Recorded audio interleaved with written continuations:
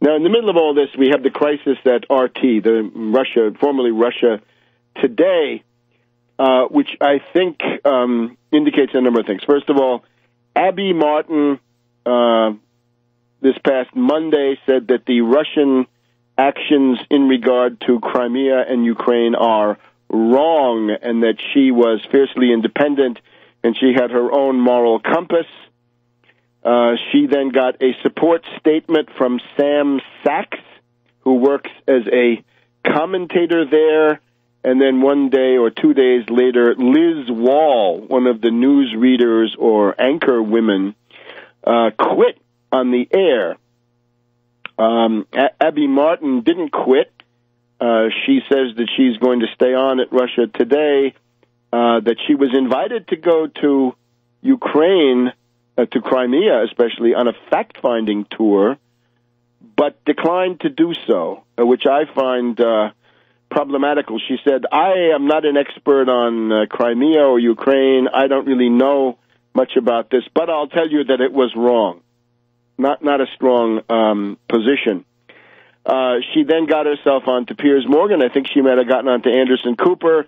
The Fox network was happy about this. The Fox and Friends in the morning were gloating.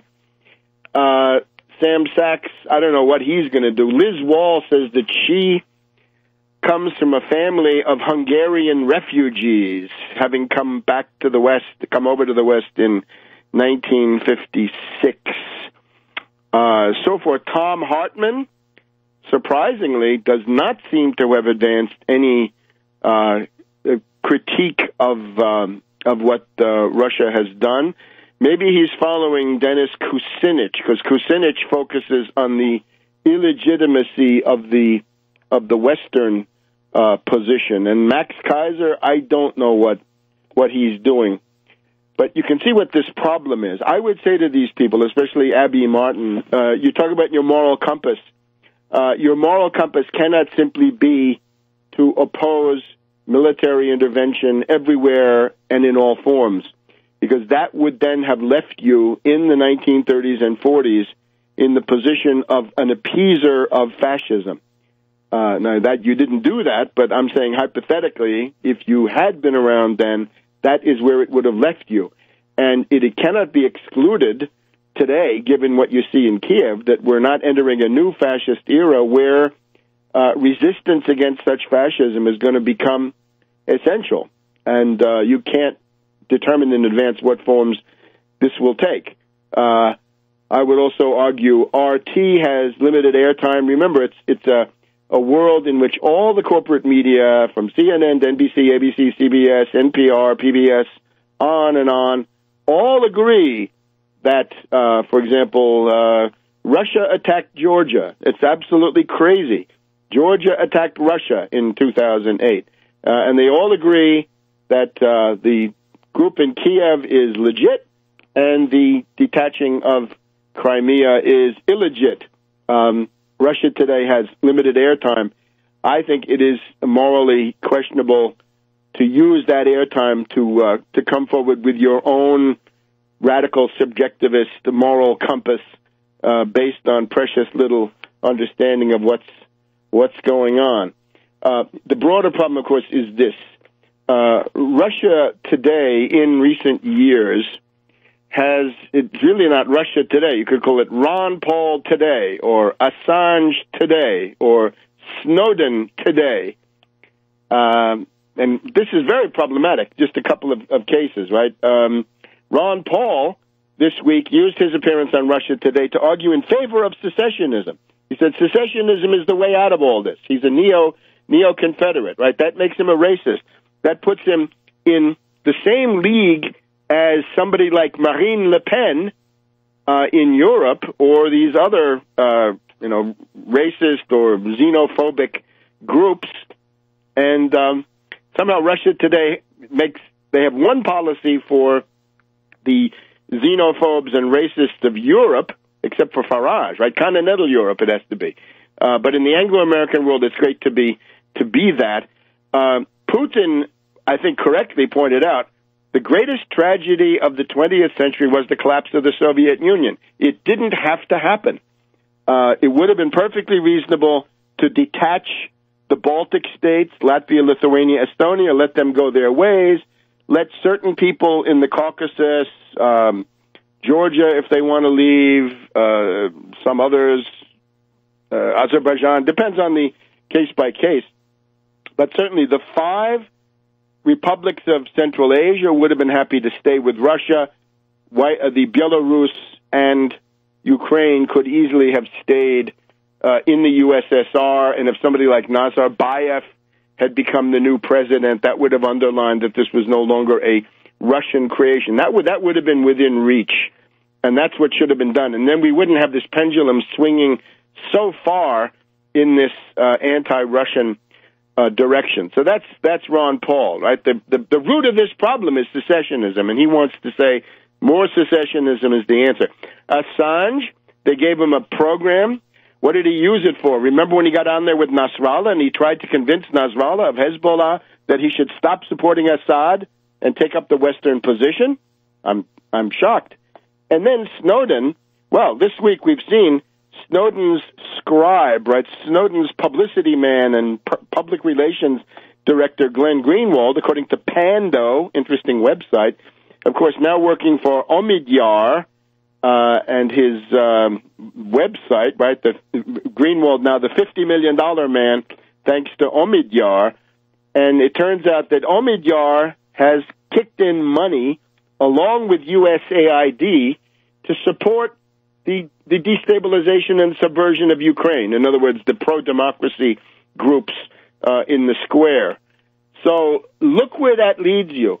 The problem is Russia today must stop tailing after the latest provocation. Right? Ron Paul is he's a deployment against the United States. It's not worth it.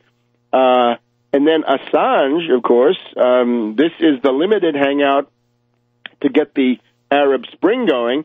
In the case of Snowden, one thinks in retrospect that the conflict between the United States and Russia has been certainly exacerbated by the presence of Snowden, right? If he hadn't been there might have been somewhat less acrimony. And the other thing is we have this very interesting analysis coming from Wayne Madsen that Snowden is actually working for the CIA in order to stop the National Security Agency from sucking up all the CIA secrets. The CIA wants to shut them down so the CIA can continue in relative obscurity. Back in a minute on World Crisis Radio.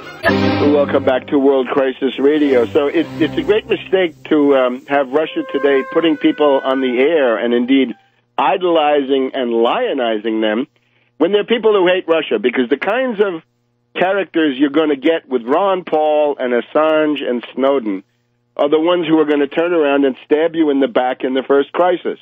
And that's what has happened. So it's better to be somewhat more discriminating. Certainly it's important to report on resistance movements inside the United States and to play up things that otherwise wouldn't be played up. But what's the sense of tailing after Snowden and Assange when they have the corporate establishment media on their side to begin with? What is gained? Not that much. Now, Greenwald has just launched his joint venture, well, funded by Omidyar, right? We're told $50 million. Greenwald, Jeremy Scahill, and Laura Poitras have now got something called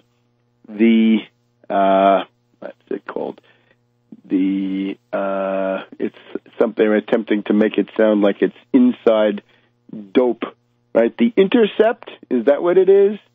I guess so. The Intercept. So this thing is now under a cloud because it's revealed that the Moneybags is somebody who supports these destabilization activities of USAID, meaning the U.S. intelligence community. And therefore, we must advance grave doubts and suspicions as to whether this new website might not eventually turn out to be yet another means of cognitive infiltration, since that is the general framework in which these characters arrive on the scene. So, again, Abby Martin, get your moral compass fixed because it is malfunctioning. Your north is not true north.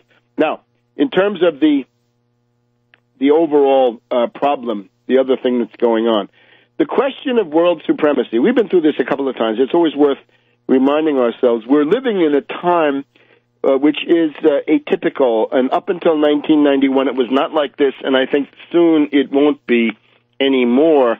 This idea of the unipolar world, the single superpower, what the earlier ages would have called universal monarchy, right? Universal monarchy with no significant worldwide challenge. This is abnormal, and it's better for all that this not be the case. Better for the U.S.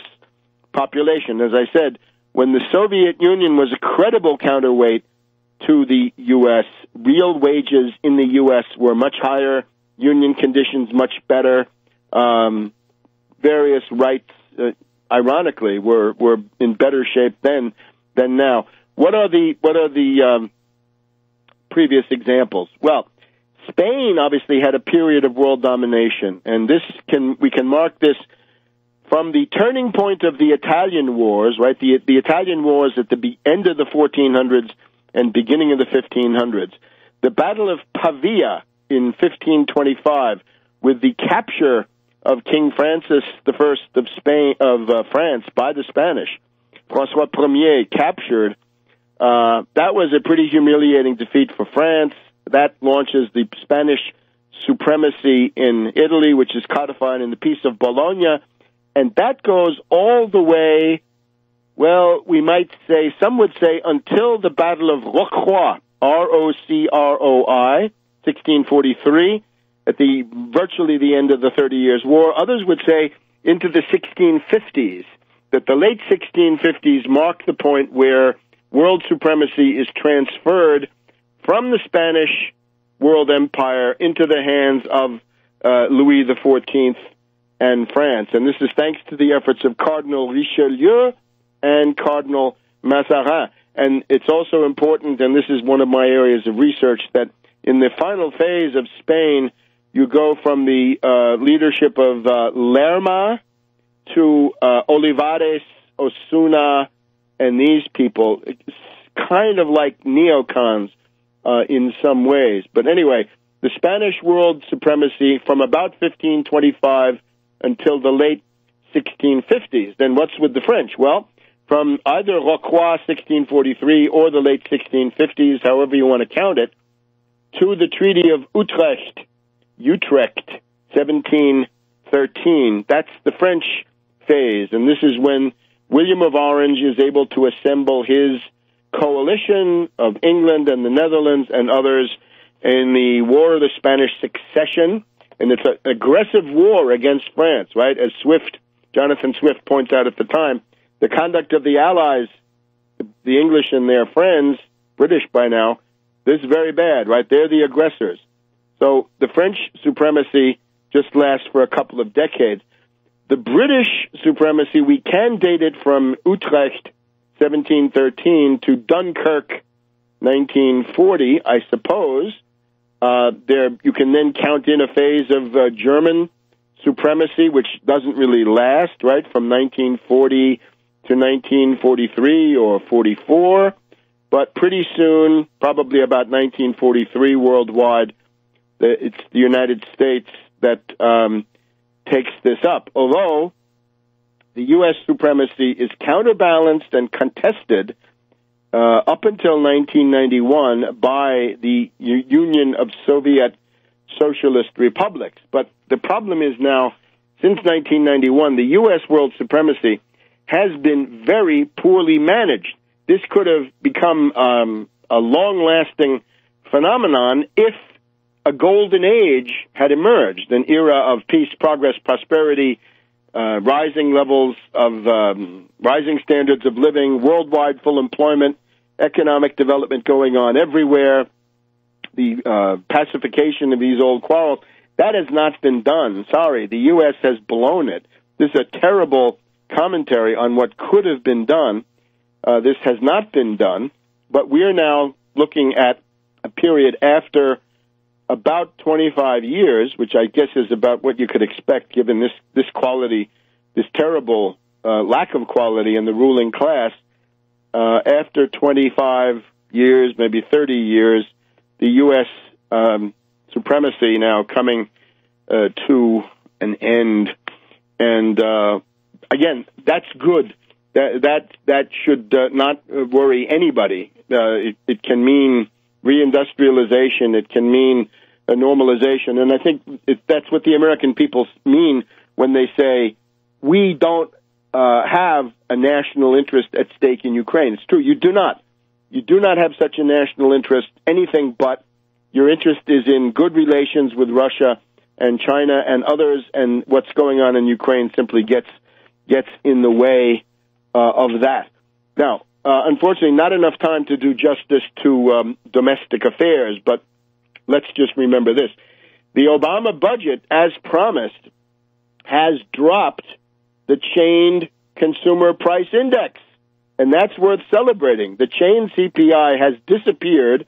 That is no longer mentioned, but according to certain commentators, Obama still reserves the right to sell you out at some later point. He's just removed it from the visible counter, right? He's now got it under the counter, and he's willing to deal with the Republicans at some point, right? If the moment when Obama becomes a lame duck in late 2016 will be a time to watch out, because that's exactly when he might sell you out in order to, as he sees it, increase his legacy. And with the fact that the Trans-Pacific Partnership seems to have gotten bogged down, that is a good thing.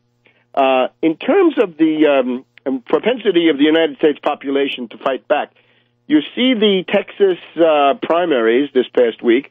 Notice Kesha Rogers, LaRouche candidate, coming in second in the Democratic primary for the United States Senate from the state of Texas. Now, if a person weighted down by the tremendous baggage of LaRouche and his personality cult and all the acrimony that goes with this can still come in second in the Democratic primary with a platform of impeaching Obama, with all those handicaps, I think it shows that a reasonable candidate, not burdened with personality cults and other fetishes, could have won the day. So I think that ought to encourage people. You can't win it if you're not in it. You got to come forward, run for office, and realize that Rogers result is a barometer of how hungry the American people are for an alternative. And we'll be back next week here on World Crisis Radio. Keep in touch with Tarpley.net, Tarpley.net.